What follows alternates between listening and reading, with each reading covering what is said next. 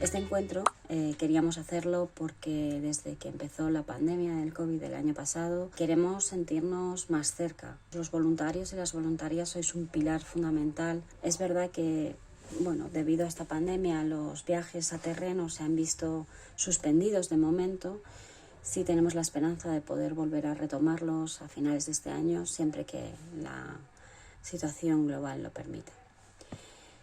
Este encuentro también queríamos hacerlo para hablar un poco de los temas que más nos habéis planteado a vosotros que os interesan. En el Voluntariado Internacional de Recover tenemos diferentes perfiles y diferentes objetivos dependiendo de lo que desde terreno también se nos pide, ¿no? Tenemos el voluntariado de formación. La formación es un pilar muy, muy importante. Si no podemos tener profesionales sanitarios en terreno bien formados, la calidad de la asistencia no será la misma. Todos los voluntariados intentamos que tengan un perfil o por lo menos un matiz de formación. Tenemos también el voluntariado de campañas de, pues, por ejemplo, la campaña de cáncer de cérvix o la campaña de malaria. Intentamos que tenga por lo menos una parte de taller informativo también. Se realizan también voluntariados como trabajadores y también hay voluntariados en prácticas. Son nuestros socios locales en terreno, pues la mayoría de ellas son entidades sin ánimo de lucro. Aunque nosotros somos laicos, elegimos las congregaciones religiosas por varios criterios. Uno de ellos es que el 50 al 60% de la asistencia sanitaria local está en manos de misioneros. Son personas que llevan años y años en terreno, que conocen bien la cultura, que conocen la población. Tienen una continuidad porque las misiones no se abandonan, entonces siempre hay alguien que sigue en terreno y que conoce la realidad. Y luego, por otro lado, facilitan el seguimiento y la supervisión de los proyectos. A nivel práctico, desde Fundación Recover sabéis que tenemos como 3 fases de voluntariado. La primera es la fase previa, en la que hay un compromiso de colaboración con el voluntario. Se hacen las gestiones típicas antes del viaje, pues el pasaporte que tiene que estar en vigor, la gestión del viaje, los billetes, las vacunas, el visado. Luego está la fase de realización de voluntariado como tal, es cuando se va a terreno. Igual hay una parte de entrega de material donado. Hay que tener en cuenta las recomendaciones de viaje que se hacen desde Fundación Recover, pero también desde el Ministerio de Asuntos Exteriores. Y luego allí en terreno tenéis contactos claves, como por ejemplo puede ser Emily, que ya la conocéis, o el director o directora del centro de salud al que vais a acudir. Una vez que volvéis del viaje está la tercera fase, la fase posterior al viaje, en la que desde Recover se hace mucho hincapié en que por favor nos enviéis un informe de lo que ha supuesto para vosotros. Por supuesto, os pedimos también fotos, que para nosotros son muy importantes para luego poder difundirlo. Y se hace, por supuesto, una reunión de cierre. Siempre queremos que volváis a repetir, así que no se trata tanto de una reunión de cierre del voluntariado, sino una reunión de cierre del viaje.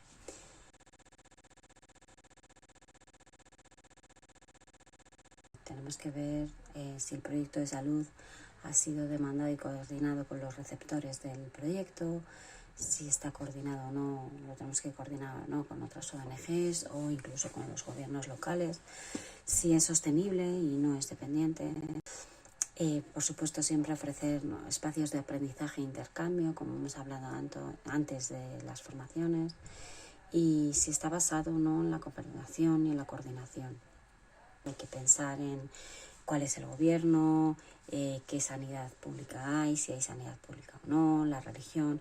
Hay que pensar un poco en todo lo que tiene que ver con el país en general, la religión, los grupos étnicos, los vectores sociales, etcétera, etcétera. Y luego ya intentar pensar a nivel micro en el centro de salud donde vayamos, de la zona, ver dónde está situado, qué indicadores de salud tenemos, qué grupo étnico predomina en la zona, el parentesco, la familia, todo esto para poder empaparnos bien de todo lo que supone ir a terreno y la realidad de allí.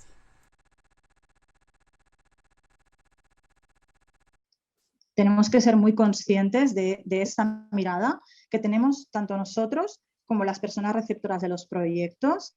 Oye, yo me estoy trasladando a un lugar en el que yo soy el de fuera, yo soy el otro y me tengo que adaptar y tengo que intentar entender, tengo que intentar aprender, no pretender ir con nuestras ideas, con nuestras formas de pensar y hacer. Y para finalizar esta parte, os quería hablar de las etiquetas que crean estereotipos y que a la larga nos crean prejuicios. Esta foto fue tomada, publicada en el New York Times, con una información tergiversada. Se explicaba en el New York Times que esta niña pues estaba en un programa de malnutrición, estaba en las colas para recibir comida y desfalleció de pronto, hambrienta, y bueno, pues el buitre, ¿no?, que es el título de la foto, el buitre y la niña, ¿no?, pues el buitre que está detrás estaba pues un poco como acechando a la muerte, ¿no?, pues para empezar a alimentarse. Y bueno, pues esto nada más lejos de la realidad. Esta niña no era una niña, era un niño, era cierto que estaba en un programa de malnutrición, pero este niño lo que hizo fue separarse de la zona de las colas para defecar. Se alejó a una zona donde se apartaban las personas a defecar, y el buitre estaba pues, en perspectiva situado bastante más lejos. Simplemente al hacer la foto pues pareció que estaba más cerca y se transmitió esta información. Entonces esto creó una etiqueta, y de esta etiqueta surgió un estereotipo enorme que yo creo que nos va, desde que fue publicada ya han pasado muchos años, y todos los años más que nos queden aún de esa etiqueta negativa sobre África, sobre las hambrunas, sobre la pobreza africana, ¿no?, que se instala en las mentalidades, en este caso más occidentales, y que cuesta mucho de retirar, ¿no? Y un poco la gráfica de la derecha, para que veáis un poco la contraparte, ¿no?, de una gráfica de la OCDE del año 16, donde España está situado como el tercer país en pobreza infantil. Entonces, bueno, es un poco no dejarnos engañar por etiquetas, no dejarnos guiar por estereotipos para evitar los prejuicios.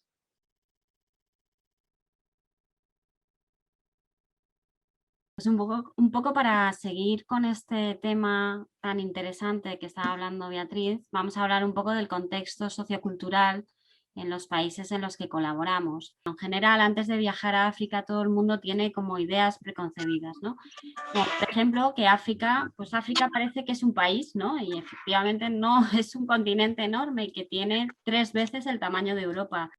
Por otro lado, también, como aquí podéis ver, las mujeres africanas son las más emprendedoras del mundo. Hay un 26% que impulsan iniciativas económicas y empresariales, normalmente a través de pequeño comercio, agricultura, etcétera, etcétera. Por otro lado, también se habla de la pobreza, ¿no? Y es verdad que casi la mitad de la población en África subsahariana vive por debajo del umbral de la pobreza, pero es verdad que la situación está mejorando y que cada vez hay más países que están en vías de desarrollo y que realmente están sacando la cabeza. Por otro lado, se habla de pues, la tecnología y de que, bueno, es verdad que las conexiones no siempre son buenas, pero hay que saber que hay un 80% de los africanos que ya tienen acceso a un servicio de telefonía móvil. Y luego se habla también del tema de la inseguridad y del peligro de ir a África, ¿no? Y hay que saber que entre las 50 ciudades del mundo con mayor índice de homicidios en 2019, tan solo 3 se encontraban en África, y eran las 3 en Sudáfrica. Ahora nos va a hablar también Beatriz de la importancia de la comprensión de este contexto sociocultural. Quería hablar sobre la convivencia de los sistemas sanitarios y quería ver qué os sugerían estas fotos. Yo iba a decir que una sensación, aunque sea un poco fea, pero una sensación que tenía allí muchas veces es como cuando nosotros aquí llevamos el coche al mecánico, que nunca sabes si te puedes fiar de lo que te está diciendo el mecánico, si te la quiere colar, si te está intentando venden más de lo necesario. Pues yo a veces tenía allí la sensación de que la gente venía al médico como nosotros vamos al mecánico y vienen un poco con la sospecha de que le quieres colar más exámenes de lo necesario. Y entonces tú le explicas las cosas y le dices lo que necesita y lo que hay que hacer y él toma la decisión de, bueno, me voy a hacer esto, pero esto no, ¿no? En base a lo que tú le dices, a la experiencia de familiares o conocidos previa que tiene. Entonces, no sé si en cualquier sistema sanitario es importante la prevención y la concienciación sobre enfermedades, pues allí es que como está esta parte de que ellos lo deciden, ellos se lo pagan, creo que es más importante todavía. Y claro, en enfermedades que no en tu cuerpo, en tu piel, que lo ves en tu hijo, es muy difícil esa concienciación, como pues las campañas de cáncer de cervix, ¿no? Con las vacunas, con todo, y bueno, poquito a poquito con ese trabajillo de hormiga, pues te va dando más conciencia, ¿no? De que las vacunas son importantes, de que, no sé, pero sí es un poco lo que se me viene cuando veo los carteles estos, ¿no? O las listas de precios o esas cosas. Es muy interesante, creo que has dado bastante en la tecla, en el sentido de que, bueno, mi idea con esta diapo era un poco poneros dos fotos de dos sistemas sanitarios completamente diferentes, ¿vale? A la izquierda, o sea, los dos han sido utilizados en entornos de proyectos de cooperación, pero si os fijáis, hay uno, los dos son preventivos de salud, pero hay uno que viene de la biomedicina y hay otro que no. A la izquierda es el que nosotros hacemos. Nosotros llegamos a un centro de salud con nuestra biomedicina y la ponemos. Y nos vamos a centros que hacen biomedicina en los países en los que cooperamos. Pero paralelamente a este sistema sanitario que para nosotros, desde nuestro punto de vista etnocéntrico, es el válido, existen otros sistemas sanitarios que son igual de válidos o más válidos desde el punto de vista de los receptores de proyectos de cooperación que coexisten y que tienen sus funciones. La fotografía de la derecha son las manos de unos niños en Guinea-Bissau y estos, bueno, los niños en esta zona todos llevaban estas pulseras, son pulseras preventivas de enfermedades pediátricas, como para nosotros lo son las vacunas. Y ellos, al mismo tiempo que quien podía, como decía Carmen, creo que se llamaba, ¿no? Sí. Carmen, como decía ella, ¿no? Ellos van a tener que escoger, porque al final si lo van a pagar, pues tienen que escoger si tiran de tus servicios, si tiran de la biomedicina o no tiran, porque existe otro sistema sanitario que es igualmente válido, ¿no? Entonces, un poco la conciencia esta de que lo nuestro no es mejor, coexiste con otro sistema sanitario, hay que respetarlo, hay que entenderlo y hay que integrarlo. Es importante entender si estamos trabajando con personas que pertenecen a una etnia patrilineal o a una etnia matrilineal. Esto cambia por completo el escenario, ¿vale? Entonces, poniendo el ejemplo de que nos trasladamos a BICOP para trabajar, nos encontramos con una etnia patrilineal. Los triángulos pertenecen a hombres, los circulitos pertenecen a mujeres. Y si miramos el cuadro de la izquierda, arriba pues vemos un matrimonio, ¿no? Este signo de igual es un matrimonio que ha tenido 3 hijos, 2 chicos y una chica. Entonces, los símbolos que están en negro son los símbolos que se van a afiliar. Quiere decir, son las personas que van a pertenecer al clan y posteriormente van a pertenecer al linaje. Los demás no van a pertenecer. Entonces, si os fijáis, en el caso de la descendencia patrilineal, tenemos 2 chicos y una chica. Por tanto, los hijos de los chicos todos van a pertenecer a la familia. Los hijos de la chica ya no nos va a pertenecer ninguno a la familia.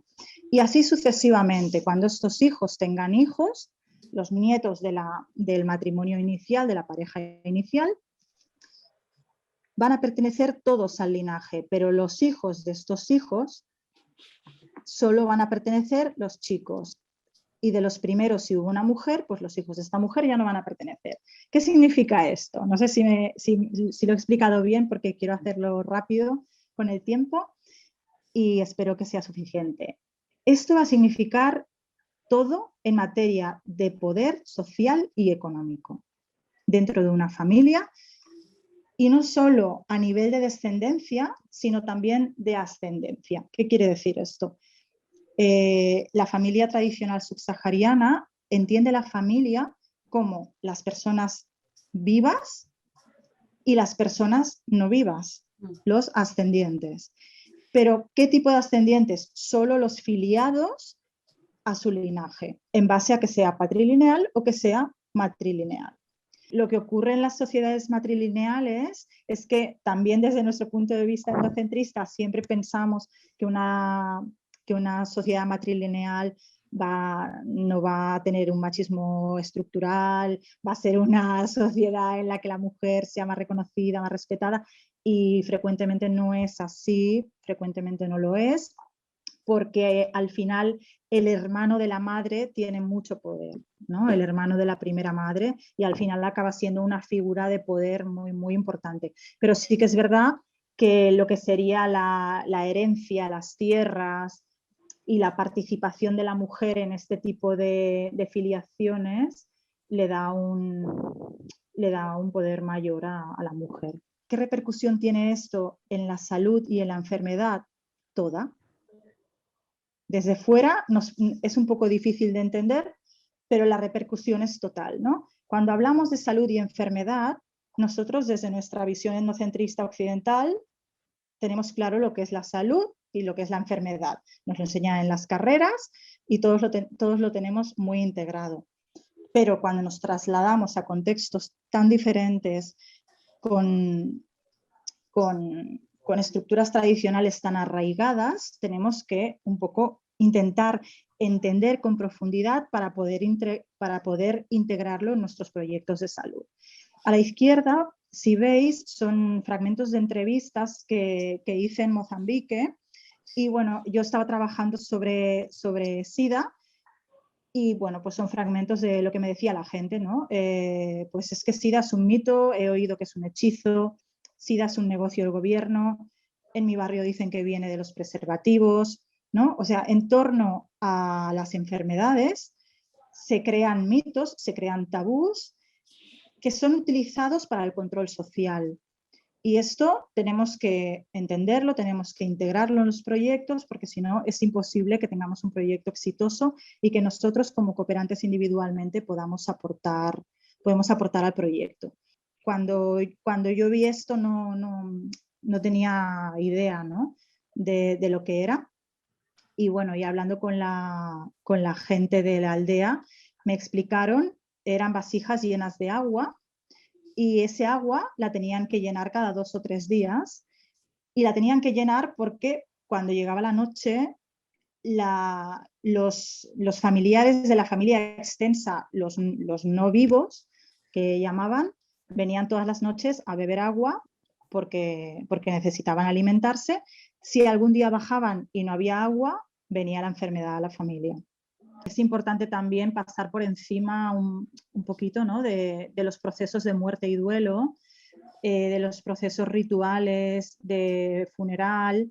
Siempre vamos a encontrar, si veis a la izquierda en la foto de la mujer, lleva algo en la mano.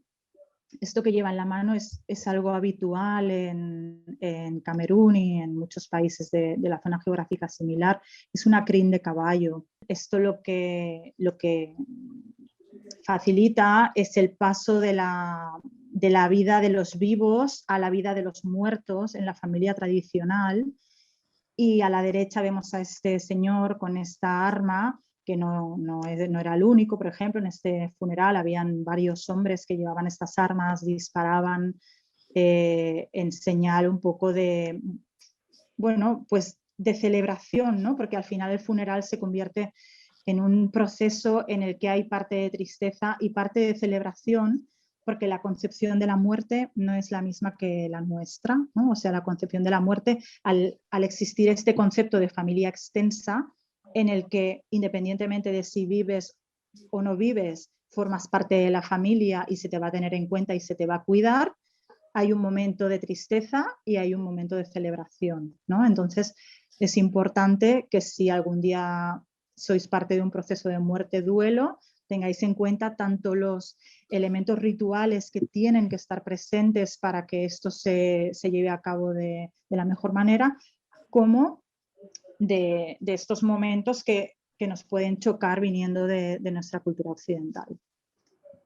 Y por último, creo que tengo la última diapo, que habla de la parte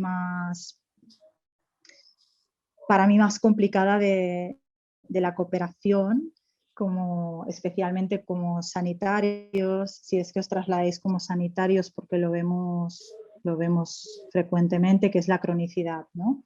El choque cultural de encontrarte con una patología que en nuestro entorno es curable además con calidad de vida, o nos va a dar muchos más años de vida, y cuando llegamos a la realidad de terreno tiene un límite. Entonces, ¿cómo gestionar este límite, ¿no? Y cómo entender que la realidad en el contexto al que nos desplazamos es esa, y que nosotros no podemos hacer de nuestro choque cultural el mayor problema, ¿no? Porque a veces he visto cómo pues, entre los cooperantes alguien está como sobredimensionando un problema con la cronicidad cuando las personas receptoras no lo están dimensionando de la misma manera, ¿no? Entonces, por mucho que nos choque, por mucho que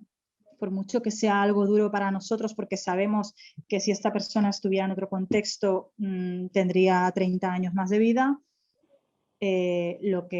nuestro objetivo es aprender, adaptarnos, escuchar e intentar integrarnos adaptando sus vivencias y sus costumbres, sus maneras.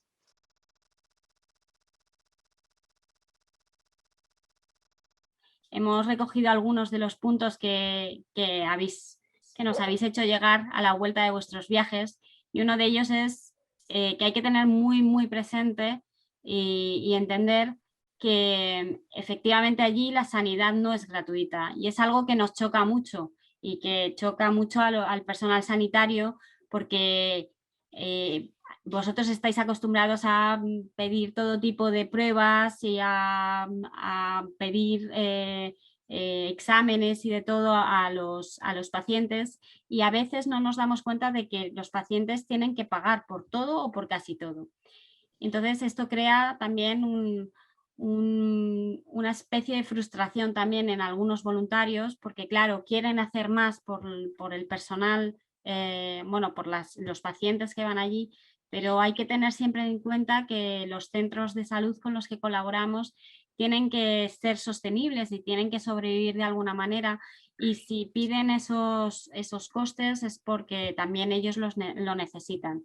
Si cuando un voluntario va y dice, bueno, si es que no tienen que pagar, ya lo pago yo, en algún momento esos centros de salud se van a ver también perjudicados, porque no van a poder seguir dando este tipo de gratuidad a todos los pacientes. Y es algo que es muy importante que tengáis en cuenta cuando se viaja a terreno.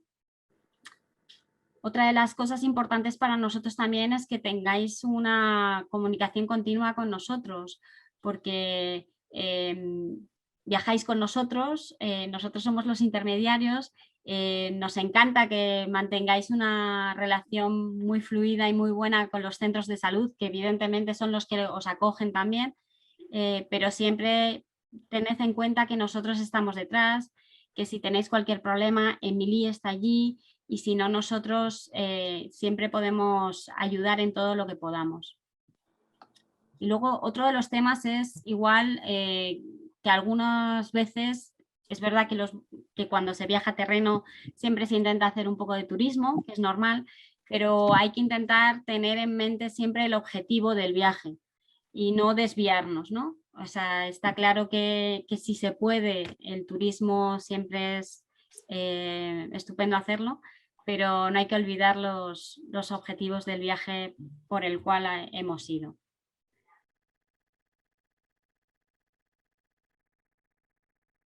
Yo soy Ana, soy pediatra de la Fundación Jiménez Díaz y colaboro con la Fundación Recover desde hace 2 años en un proyecto de formación de salud materno-infantil, ¿no? El proyecto consistía un poco en poner en marcha un curso de formación online en estas áreas, un poquito en respuesta a una demanda que había recogido Recover de muchos centros con los que trabajaba. O sea, se hizo un primer encuentro que estuvimos en terreno una semana en uno de un centro seleccionado, pues por un poco para intentar elaborar el temario y los contenidos un poco en conjunto con ellos, ¿no? Para que no fuera tan unidireccional y recoger sus necesidades o sus demandas de información y también elaborar el tipo de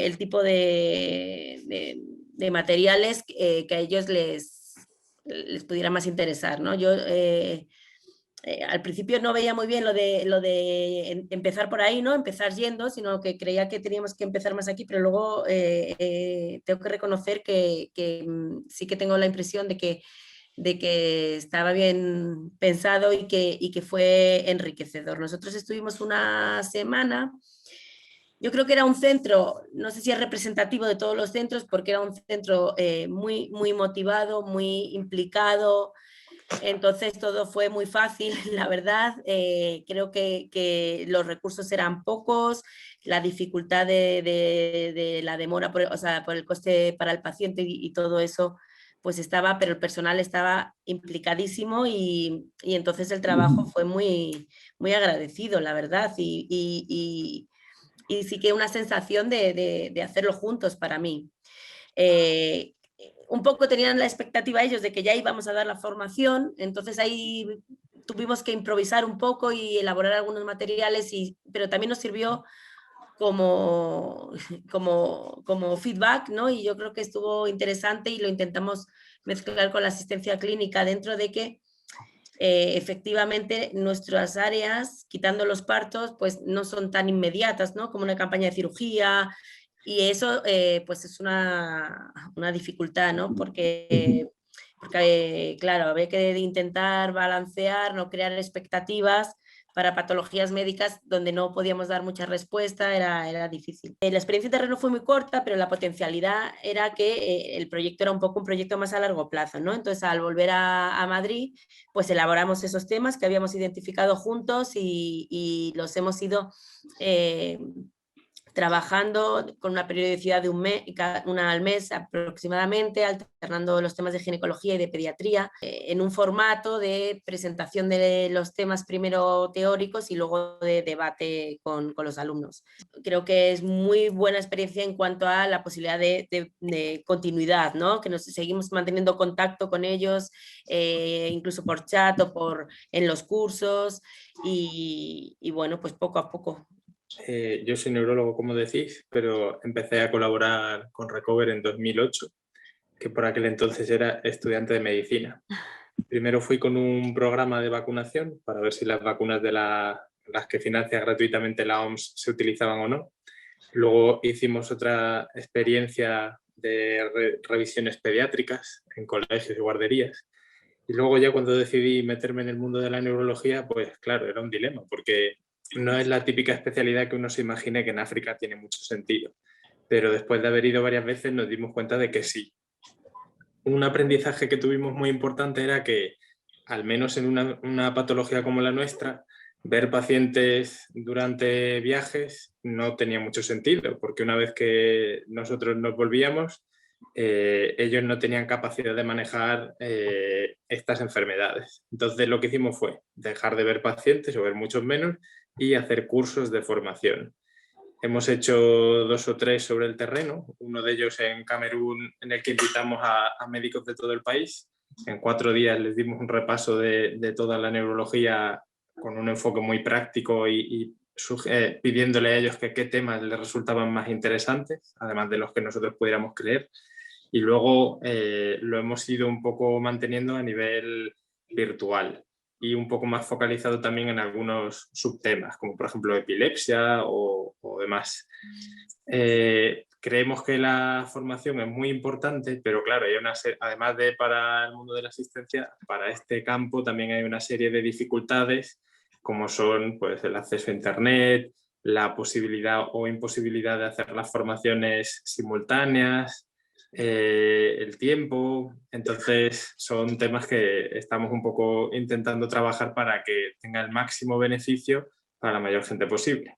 12 años y 12 años en el terreno, menos el año pasado, que bueno, este año, desde el año pasado que no hemos podido ir, pues 11 años, ¿no? Y mi voluntariado siempre es de gestión, ha sido de gestión. Yo empecé en Yaoundé, en San Martín de Porres, cuando el hospital llevaba muy poco tiempo, llevaba 1 año, 2 años, y ya Cristina, la contraparte, ya quería montar una nueva maternidad, ya quería hacer otro hospital, ¿no? O sea, ya hace en el 2009, ¿no?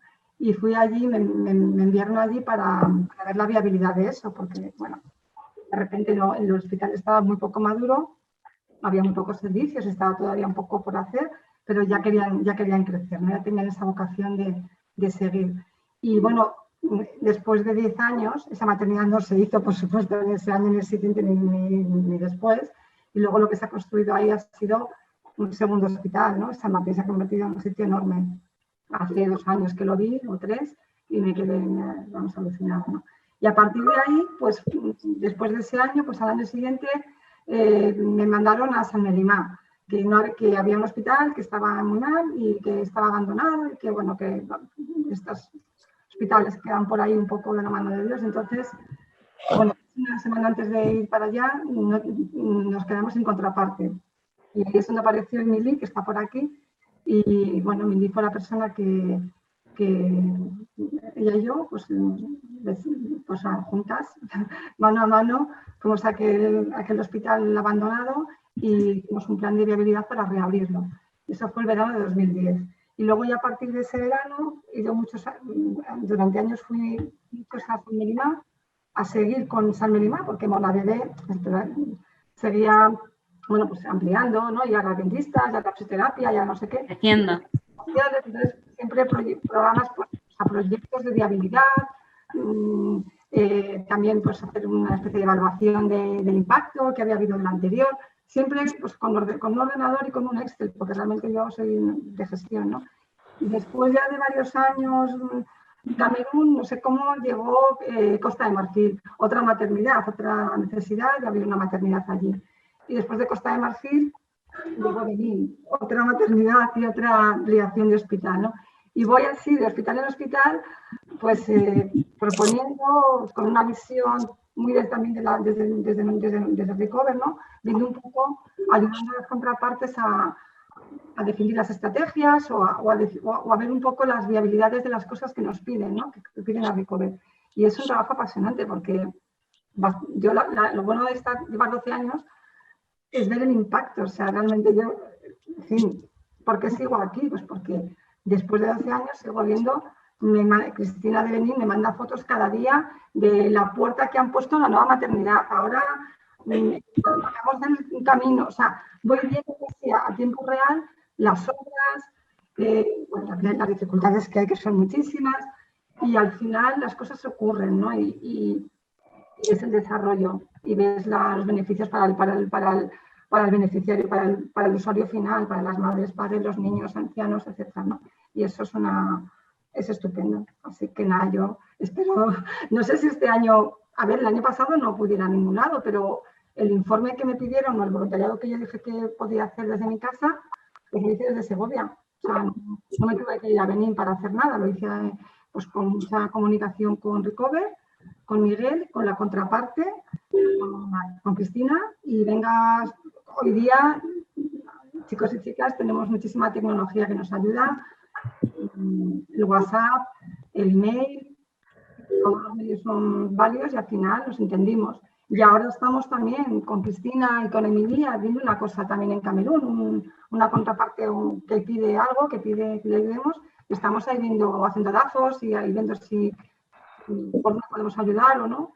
Y en Benín también estoy con Cristina para hacer el informe de la maternidad, después de haber hecho el informe de la hospitalización. O sea, al final, a mí se lo decía el otro día a Cristina y a Chus, ya conociendo el Recover, que si hay que ir, se va, y si no hace falta tampoco estar siempre en terreno. Se puede hacer mucho desde aquí por la tecnología y porque si llevas mucho tiempo en la organización, pues es un poco también hacer los seguimientos, ¿no? No hace falta siempre ir a terreno. Me imagino que los sanitarios sí, seguro, que, Claro. bueno, pero en la gestión, bueno, pues se puede también un poco combinar, ¿no? Ir a terreno a mí me encanta, pero claro, me da mucha energía y por supuesto, y es como que voy a ver ya a mis amigos, porque tanta gente en 12 años es tanta gente conocida, pero se puede hacer un voluntariado también virtual, de valor, de impacto y bueno, pues aquí seguiremos hasta que, bueno, seguiremos. Nosotros estuvimos un año desde mayo de 2019 hasta marzo de 2020, una cosa así. Y bueno, solo quería decir que nosotros vivimos la parte de Recoves como desde el otro lado, de estar allí agobiados por cosas que no sabíamos hacer, y era mucho de voluntarios que habían venido, de estar esperando a que llegara la ginecóloga y acumulándole casos para que cuando venían, que eso fue una gloria, los dentistas lo mismo, cuando llegó la camilla, cuando llegó el ecógrafo.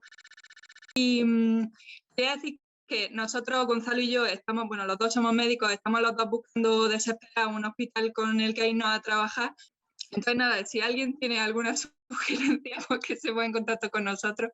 Y de verdad que nosotros vivimos, estando allí, vivimos el trabajo de Recoves como una gloria. Así que nada, enhorabuena a todos. Nosotros no tenemos nada que ver con Recover, quiero decir que no estamos vendiendo nada, que no lo encontramos allí de casualidad. Sí, nosotros fuimos directamente con la congregación de las Hermanas de Santo Domingo y bueno, pues tuvimos comunicación con Recover, pero eso, que no íbamos directamente enviados con ellos, así que, pero sí fue un trabajo muy, muy bonito. Hay una pregunta de Matías, oftalmólogo de Bariloche, Argentina, que decía que que quiere saber si se están realizando campañas de vacunación a pacientes contra el COVID en Camerún. Solo los miembros del gobierno de momento y los profesionales de salud, algunos profesionales de salud. Como no hay muchas dosis, de momento dijeron que hay cibla prioritario como como los educadores o como la gente de la policía, pero de momento somos solo con personales sanitarios. Y bueno, quiero decir también que la población no está de acuerdo con lo de la vacunación. Hay que hacer muchas campañas de comunicación para explicarle, porque muchas dudan de la vacunación. Gracias. Este año, lo habéis comprobado algunos de vosotros, Ana, David, Isabel, que hemos tenido que adaptarnos, ¿no?, a este nuevo mundo que tenemos ahora, y nos hemos adaptado a nivel virtual. Es verdad que hemos hecho las formaciones online, que están respondiendo muy bien, es verdad que hacemos consultorías online, y sí que nos falta viajar a terreno, porque nos apetece ir a ver a Emily y a todos los amigos, como dice Isabel. Ya os decimos que de momento lo tenemos un poco ahí en suspenso, a ver cómo evoluciona todo. Sí nos gustaría volver a retomarlo para finales de año, pero estamos a expensas de ver cómo evoluciona la situación. Ya sabéis que estamos al lado vuestro para todo, que seguimos confiando en vosotros y que esperamos que pronto podáis viajar a terreno, pero que si no, veis que hay otras opciones para colaborar con Recover y que son siempre bienvenidas. Muchas gracias a todos. Gracias. Y nos vemos próximamente. Gracias. Espero que en persona. Gracias por todo. Un abrazo. Hasta luego. Gracias. Chao.